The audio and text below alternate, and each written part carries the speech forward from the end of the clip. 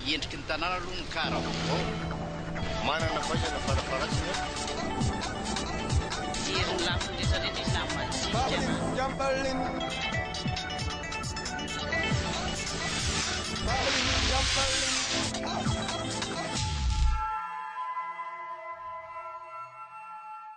raha vao hoe fantako zany izy hoe tokony mbola andely izy dia raisiko.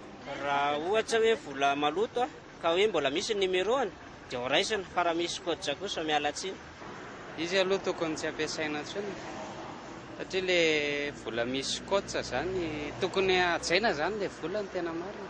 Tsapako hoe miasimba ny vola malagasy dia vao manarakaraka izay zany tokony hanaja vola daholo ny vahoaka satria arakaraka ny fanajana io any zany mahatsara ny fiainana sy mampety azy.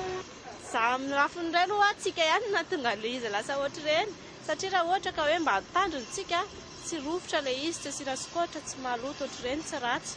tsy mandray intsony izay satria le olona merenanay anazy tsisy mandray intsony. Miankina amin'ny olona tsirairay ihany zany ny fanajana ny hoe manana portefeuille za tsy manana hoe tonga dia any am-posa. Ilaina ihany zany le misy an'ireny hoe tsy mandeha ny vola misy koditra mba entina hanajana an'le vola malagasy. Fa tsara nisy le hoe tsy mandray an'le izy tsony ahafahana manaja an'le vola sy mikirakira an'le vola tsara ahafahana manaja anazy. Dia vokatry le tsy fitandreman'le olona koa moa zany efa toe-tsaintsika gasy mihitsy le tsy manaja zavatra vao mahazo tonga dia foriporitra.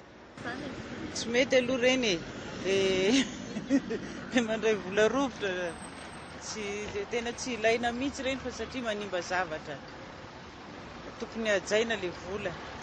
Reny ane volatsika dia mila hajaina zany le izy dia satria amin'ny sokotra ny be dia be nefa tsy mandray anazy tsony na ny amin'ny ohatra mpivarotra reny fa tsy mandray vola misy sokotra tsony zareo.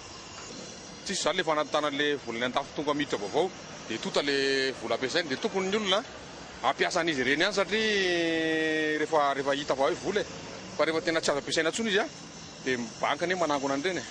Eny tsara le izy mba hoe misy hitanjeman'ny olona zany fa nefa koa le izy tsara angamba manatota vola vaovao tsika vao mamoaka an'ireny didy ireny.